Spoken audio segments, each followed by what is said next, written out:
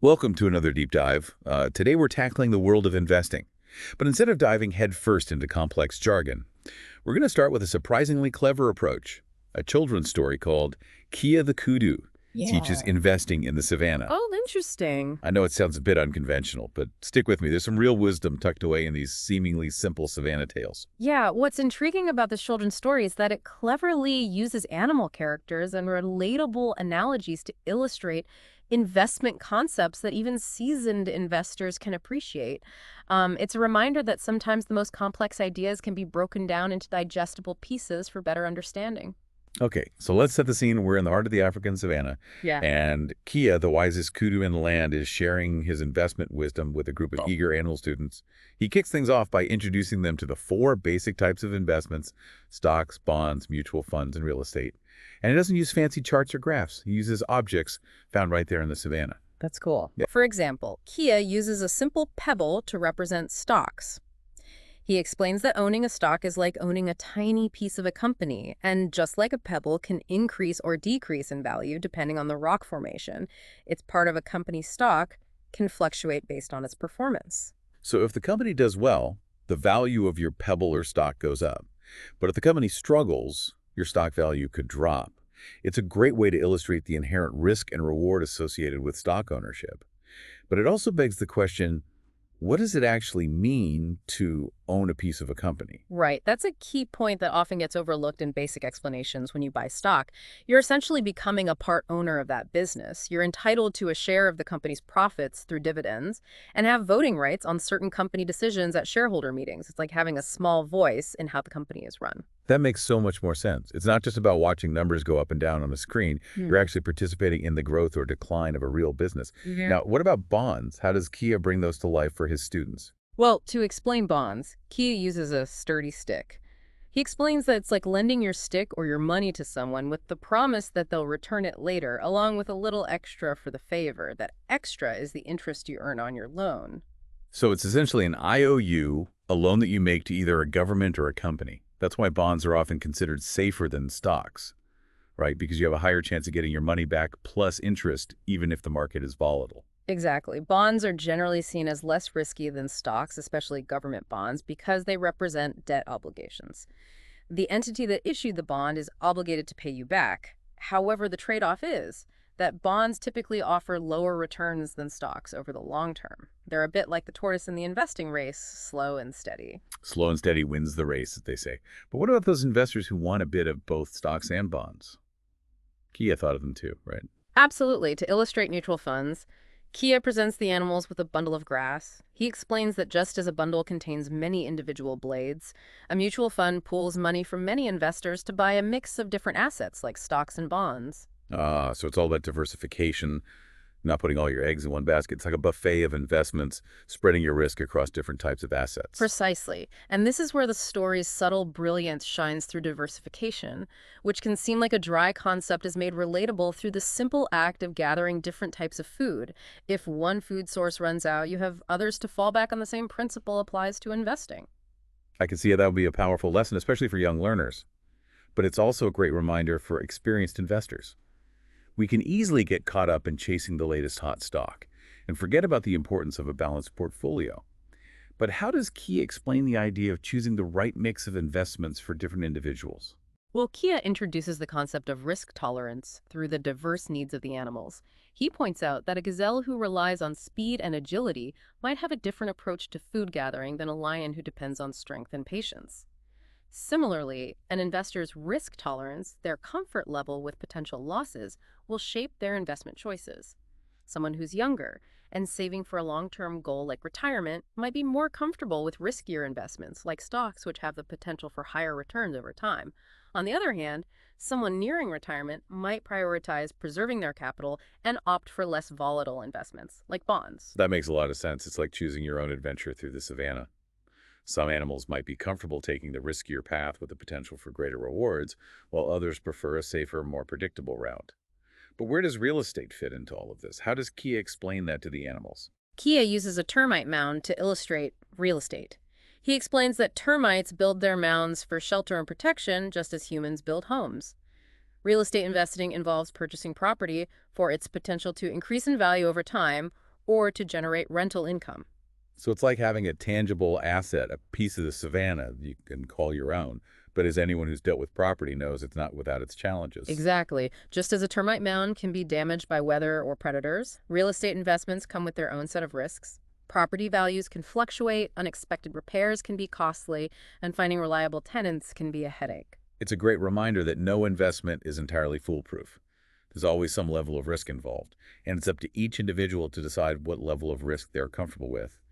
Now, I remember one of the animals in the story, Simmy the squirrel, was particularly curious about diversification. Yes. Simi, always the inquisitive one, raises a paw to ask Kia, what is diversification? And Kia responds with a brilliant analogy. He explains that diversification is like gathering different types of food for the winter. If one type of food becomes scarce, you have others to rely on. It's such a simple yet profound concept. By spreading your investments across different asset classes, you're essentially creating a safety net for your portfolio. Precisely, diversification helps to mitigate risk. If one investment performs poorly, the others can potentially offset those losses. It's a strategy that can help you weather the inevitable ups and downs of the market. That brings us to another key concept that's often intimidating for new investors: compound interest.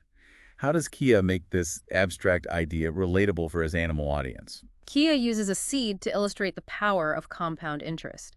He explains that a tiny seed planted today can grow into a mighty tree that produces countless more seeds, which can then grow into even more trees.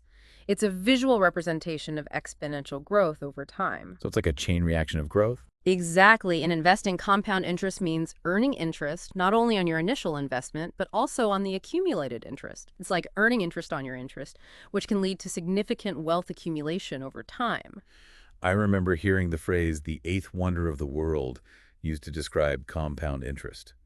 It might sound like a hyperbole, but when you see how it works in practice, it really is quite remarkable. It's a crucial concept to grasp because it highlights the importance of starting early with investing and allowing your investments to grow over time. The longer your money is invested, the more time it has to compound and generate potentially significant returns. That's a powerful message, especially for younger listeners who might think investing is something they can put off until later.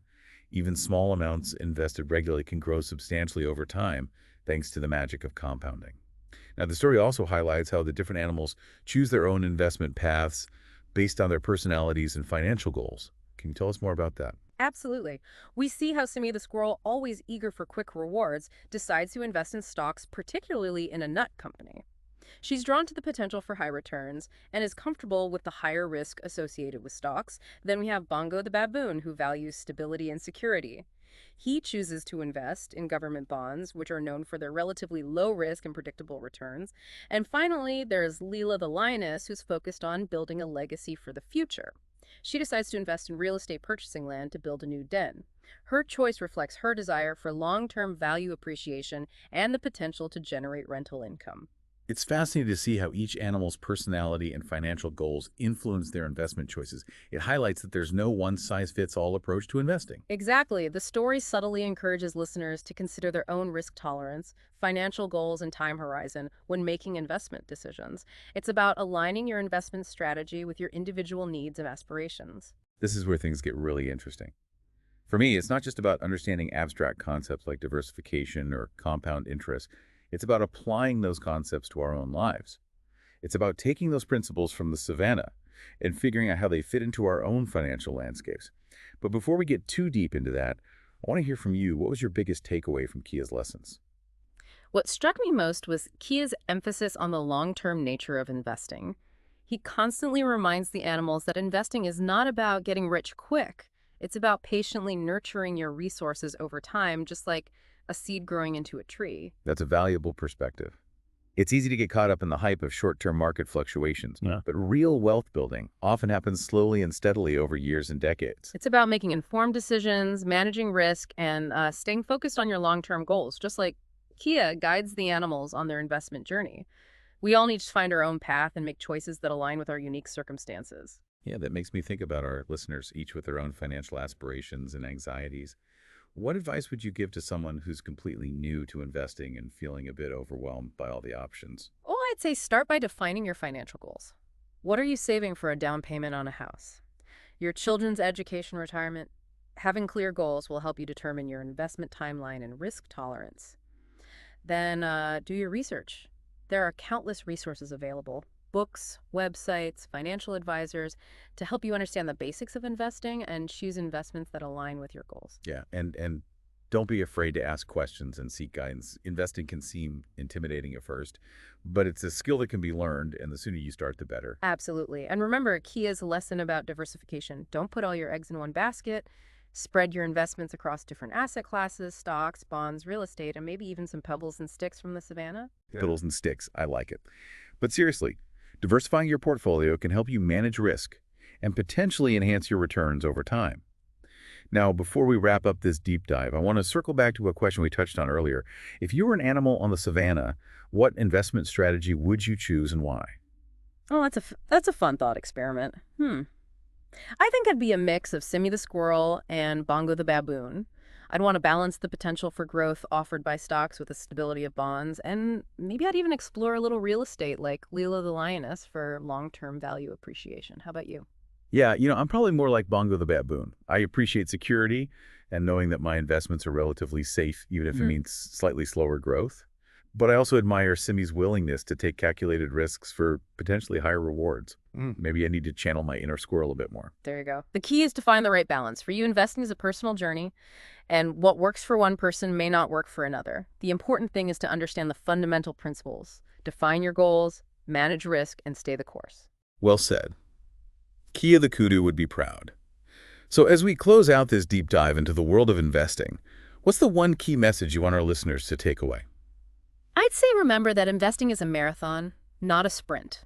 It's about making informed choices, staying disciplined, and letting the power of compounding work its magic over time. And just like Kia inspired the animals of the savannah, we hope this deep dive has inspired you to take control of your financial future and explore the exciting world of investing. Thanks for joining us on this journey. Happy investing, everyone!